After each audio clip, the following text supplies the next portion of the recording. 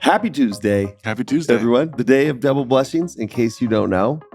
If it's your first time, you're just going to hear that every single week. Well, probably every other week because we just decide how we want to start every single time. But hope it's a good day already. And I hope it just gets better and better. Welcome to this little chat, this little gospel chat that we're going to have. I'm Dave Butler. I'm Stephan Tager. By the way, this is the RVVL Podcast because that's our goal. You can feel some sort of like revival in your soul once a week. Just be like, remember how thrilling it is to be a person of faith and to walk a walk of faith and to remember why you want to be a person of faith.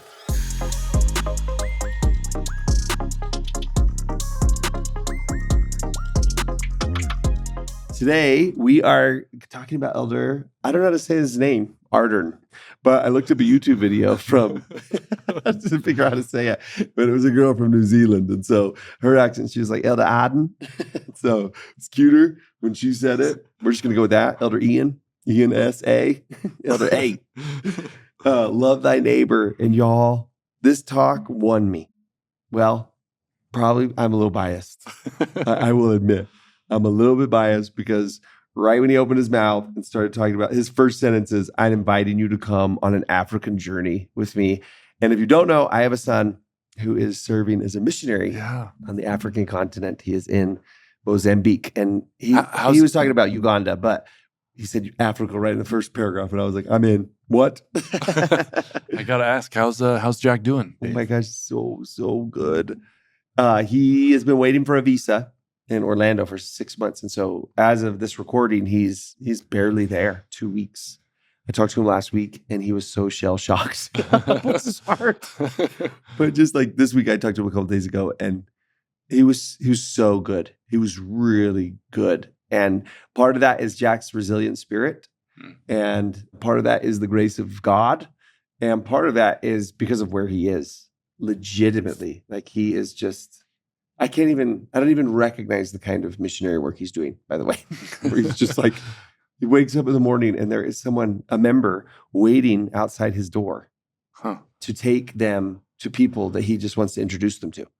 He just guides them to houses. And then this is the most darling thing you've ever heard.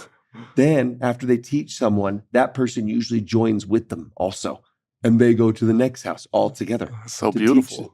Jack says it's like a train. People are just getting on and off all day at whatever stops they want to. And they just are just like, he says, no one rejects you. Everyone wants to talk Jesus. Everyone wants to. Yes. Wow. Stephan, look at this picture on my phone. You guys are sad you can't see it, but I'll just describe it. It's Jack and this guy named Bruno, a friend that Jack just baptized, a brother, his first baptism. Their pictures on my what do you call this? Your wallpaper on my phone, lock screen. One, because I love Jack, but two, because this guy, Bruno, wakes up at 3 a.m. to walk 6 hours to Sunday services. Wow. And when Jack told me that story, I got that picture immediately. First, I printed it out and I folded it up and I put it in my pocket like I was 78 years old, carried it around, and now it's on my phone like I'm in my 40s again. But I'm like, what? Like, it's amazing.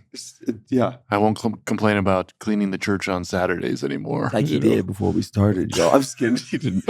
I took y'all on an African journey. Elder Ardern was wanting to take you on one instead. Dave Butler took you on one. That's what you get when you talk to a dad about his boy. I don't have this experience yet, but already I can tell that you sort of feel connected to the people he's teaching, the friends that he's teaching when you hear about that.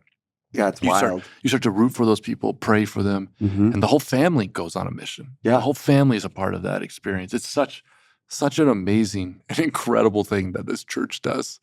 Just fly across the world, preach the gospel. It's a little nuts. It's a little nuts. It's beautiful. Yeah, but beautifully so.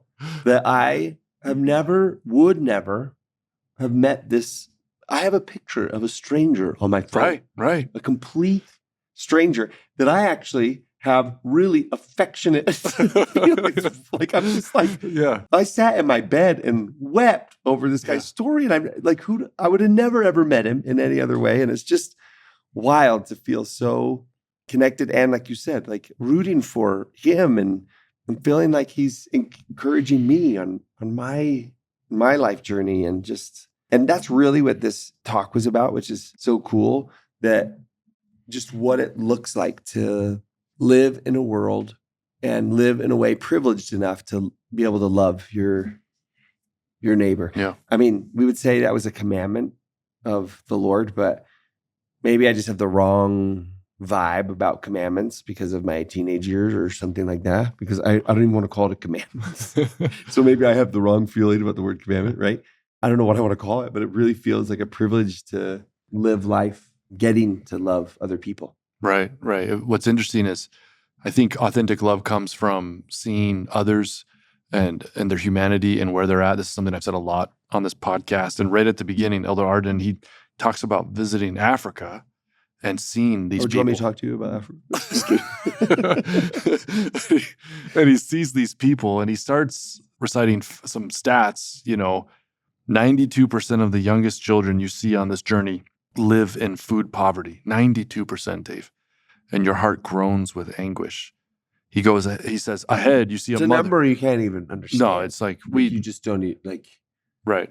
And there's a part of me that I just feel chastised when I read something like that in so many different ways about how I could be helping more and how I could be more grateful. And well, that's part of the reason why I was saying I sat in my bed and just cried the other day. It started because I just looked at my room and I was like, I live in such a big room, and I'm not trying to paint myself of course, yeah. anything other than sometimes you just are, just knocked into reality for a second, right. And I'll want a new bed next week, so I'll be back. But I just to read and hear stuff like that, it really does. He said it makes your heart groan and with anguish. Yeah, there's no other way to say, or it causes you to question, why is this my particular mortal experience? And why is that their particular mortal experience? It raises lots of questions about how we should interact with others and our responsibility as church members. Yeah. He continues. He says, ahead, you see a mother carrying a carefully balanced 5-gallon container of water on her head and another in her hand.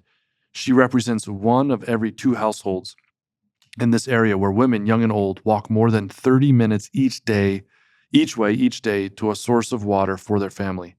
A wave of sorrow washes over you. The restoration started in a place in the world where we have a lot of resources now. I don't know for sure, but I just get the sense that, this has to be true, that God doesn't just give us all of these blessings just so we can keep them to ourselves. Mm-mm. He deeply wants us to share what we have with others. In fact, Elder Ardern says, our Savior's plea is to let your light so shine before men, that they may see your good works and glorify your Father which is in heaven. In that far-flung corner of the earth, your good works brightened the lives and lightened the load of a people in desperate need, and God was glorified. When you talk about works, people are going to start to get worried. Oh, do you think you're saved by works? No. We're saved by the Savior's grace when we have faith in Him, a life of faithfulness in Him, of course, right? Absolutely. But we can't be scared of doing good, of making our life about good works, which glorify our Father, which is in heaven. That's the business we need to be about, is how can I be a blessing to other people on this earth today? Well, he's the king of good works, right? Our master is the king of good works. And when you say, am I saved by works? I'm like, yeah, just not mine. I was saved by the generous good works of Jesus. And that's the heart and soul of my faith tradition. And so what would the next domino after that be, And it makes sense to me that, and somewhere in here where I think I wrote it because it's just, over on paragraph 23, thank you, President Nelson, for reminding us that, quote, when we love God with all our hearts, He turns our hearts to the well-being of others. Feels like a natural response. And why I think we ought to emphasize more and more that we were saved and redeemed by the gracious gift of God. Mm-hmm. Because if I'm so caught up in trying to make it to heaven, and I'm so preoccupied, like we could be preoccupied by money, and we could be preoccupied by hobby, we could be preoccupied by A, B, C, D, E, F, G, but you could also be preoccupied by your own righteousness. right? And if you are, you might miss like these opportunities that are right in front of you to live in the thrill of love, to be a recipient of it, and then to be a distributor of it. Right. Absolutely. Elder Ardern, I love that so much. He says, Elder Ardern says, compassion is an attribute of Christ. It is born of love for others and knows no boundaries. That's such a good line. Yeah. We don't help people because of any other reason that they're humans. And we feel called upon to try to be a blessing in other people's life, you know. And of course, there's nuance on that. But don't use that nuance as an excuse to not radically love people, to not radically be a blessing to other people. I love that word too. I just feel like the call of Jesus is to radically love people without boundaries. That's the way he loved us, and that's the life he calls us into as his disciples. And I will say again and again, it's the life that we get to live. My most cherished experiences in this world are when God put an opportunity to love someone else into my path. Like the richest, the most memorable, the most life heart-changing experiences have been those where they've been opportunities to love. And I just read this and I just think, what can I do? When you started, I wrote this down. I didn't want to forget it, and it probably doesn't fit here anymore, but I just want to say it because I was... Preach. No. You just said the restoration started, and you were talking about, in America and, with a lot of resources. And I, in my mind, I thought you were going to say this, the restoration started with a plea for help, which is what it was. And that's a commentary on humanity, that each of us have a plea for help. And I think God spread the resources out among us, and the answer is, here too, that each of us are seeking for something's missing in all of our lives. And what a thrill to be that God's hands, God's heart, and answering that for other people. Yeah. Sometimes we may wonder, in my little ward, in my little space of influence, am I actually being a blessing to other people? Elder Ardern says, despite our every effort. You messed up, Ardern. What did I say? Ardern? You're giving him a new name every time. I'm sorry. He says, despite our every effort. Now I'm nervous to try to say it every time. He says, just say Elder A. He says, despite our every effort, you and I won't heal everyone, but each of us can be the one who can make a difference for good in the life of someone. It was just one lad, a mere boy, who offered the 5 loaves and 2 fishes that fed the 5,000. And then he says, I assure you, it is sufficient to give or to do what you are able, and then to allow Christ to magnify your effort. Our job is to do something small and consistent, and then watch the Lord work miracles through our small acts of service. It's so awesome. He quotes kind of spread throughout here the parable of the Good Samaritan. And I think it's the second best parable of all of Jesus. And the other one, should we rank them? Prodigal son, right? Number 1, yeah, easy. And they play into each other so perfectly, right? But that Good Samaritan parable is it just wins me. And in it, there is this invitation, and he actually quotes it somewhere in here, the part where you remember that he picks this guy up on the side of the road, and he takes him to the inn. And you are going to be so smart about stained glass windows and like how throughout church history, some people have taken parables and, turn them into allegories or something like that. And let's just pretend for a second, whether Jesus meant it for it to be or not. Clearly, the Good Samaritan is a Christ figure, right? Sure, absolutely. Just the way that he acts, the healing and the binding and the carrying and the through the night and, But when he goes to that innkeeper, like to continue taking care of him, I see Jesus doing that as well. Whether he intended it in that parable or not, that he turns to us and he says to us, here's your commission. Take care of him or take care of her. And I love in that parable that there's no explanation of that broken man's background. And in that parable, I feel like Jesus gives every single one of us permission to care about people liberally and radically. And that's it. Sometimes in our effort to not condone sin or the appearance of sin, we'll abdicate that commission to love people well. And Jesus gives us permission. He's like, you don't have to care about that. Just love liberally. Take care of him. But was it his fault? Take care of him. Right. I know, but like, what habits did he take care of him? Right. Was he not supposed to be outcast? Take care of him. Is he a Republican? Take care of him. Does he have a drug? Take care of him. It doesn't matter. I am giving you permission to spend whatever you have and beyond. I'll pay you back in your efforts to take care of people. That is the leading law of heaven. It might not be, but I think it might be. Somewhere I think it might be. Of course it is. Might be obedience, but that's the first law, but of course. I know, but then I would ask this. The first law is obedience, and I would say, to what? Right. Love thy neighbor. Right. That's right? Right. Yeah. Right. Absolutely. You can't just say it's obedience, period. You have to say obedience to what? The law. What's the law? Love. Love of God and love of others. Yeah, Yeah. absolutely. And of course, we can tell people the truth. We can teach them the commandments as we shower blessings upon them. Which is an act of love. Which is an act of love. It's an act of love to say to somebody, this is the truth. And Yeah. come stay in this sin so I can take care of you. Right. Yeah, Absolutely. Right. Yeah. Right. I have to say this just because religion, organized religion, gets such a bad name in our culture right now. So in connection with what you're saying, Let's knock that out of the park right now is what I want to say. Because I think organized religion is actually one of the best ways that God trains us to love in the way you're talking about. And it has its quirks, let's just say. Like, for sure, it has its like community anytime you life. bring community together. Try going on a road trip. I Right. don't know where that word came from. It's like a road trip. Try going on a road trip with the people you love the most. Okay, like being together with people is going to cause issues. Yes. Always. That's just like, it's not an organization problem. It's a human problem. Right. And Elder Ardern, he says, did I say it right that time?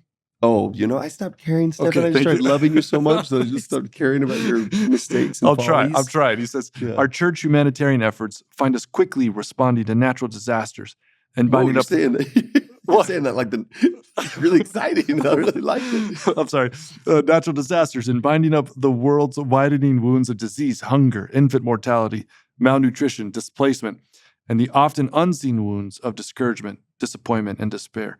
And this is why church organization is such a blessing, because yes, there are people we're blessing across the world, and we can put resources together. We've talked about this before, but it also trains us to love in our very neighborhood. Mm-hmm. In some ways, it can be challenging to give to people you've never met before. In other ways, it can be easier. Yeah. And so both the community aspect of the church, ministering and callings, all of that is training in love. It's training in how to act like Jesus of Nazareth. Yeah. Sometimes when I was a bishop, I always wished, I mean, on one end, when somebody would come in asking for some sort of financial assistance, they would say, not meaning to say what they were saying, but can the church help out? Or they would say, thank you to me. And it was, I always wanted to be really clear. The church, in quotes, is, not helping you. Let me list some people that are helping you in this neighborhood. I can give you their names. I can point them out to you once we leave this office. They are the ones who have taken the dollars from their bank accounts to help you out in this situation. And they've done it in a way where the right hand doesn't know what the left hand is doing. And are trusting me to be a distributor of that and to use the wisdom of heaven to help you in all the ways, that I might be able to, or we might be able to. But I did always wish too that people could see where their dollars were going and who it is that they were helping, to just have someone just like have nowhere else to go. Like they're just stuck. And they, like a father to feel that burden of not being able to take care of his wife and his kids. And then just to be So I just always wished that people could see where that money was going and the relief on people's faces and the burden that they were. Anyways, Yeah, you started by talking about Africa, and it put me no, as you're talking, Dave, I wish one of the evidences for me that God is deeply in the restoration. This is His authorized kingdom. Is it creates humans who you and me both have met people in the kingdom, and this is not just a restored gospel thing, of course, right? We see it in all traditions where God turns people into the most incredibly giving souls who don't seek after fame and want to be known for it. If we could just talk about some of the people we've seen and the amount that they've sacrificed, wealthy or not, to try to be a blessing for other people. It's evidence of grace moving and working because it makes no sense, right? In a capitalistic society that we live in, tell me how someone all of a sudden becomes so wildly generous to someone they know and to a stranger. Yeah. Why is it happening to a heart? Yeah. And yet, anyone listening to this has felt the pull of heaven to help, to do something. They've felt it before, right? Yeah. Real practical, some simple ways to start engaging in this is to look into the church's ways that it tries to bless people through humanitarian efforts, to get involved in ministering, to keep a list on your phone of service ideas. I promise you that as you look for opportunities to serve, the Lord will use your creativity and personality as a way to be a blessing to other people. That's one of the most exciting calls that He gives us. I've just got to quote this from the prophet Joseph. We love the prophet Joseph because of his role in restoring the gospel, but there was a side of Joseph that I wish we talked about more, and it was how warm and welcoming, and this principle was close to his heart, about helping those in need. This is a quote from the prophet Joseph. Quote, "Feed the hungry, clothe the naked, provide for the widow, dry up the tear of the orphan, and comfort the afflicted, whether in this church or any other, or in no church at all, wherever we find them." At the heart of the restoration is this idea of we're going to create a community of saints who love God and take care of each other. Yes, we care about the restoration of priesthood quorums and certain doctrinal truths, absolutely. Yeah. But one of the most exciting ideas is this community life where we take care of each other, watch out for each other, and spread the love of God to all people. Yeah. To be a people who are well acquainted with the grace they've received and then in turn distribute it just as freely. Yeah. This is my church. This is my church. All right, let's go. Okay. Let's go do it. See you next week.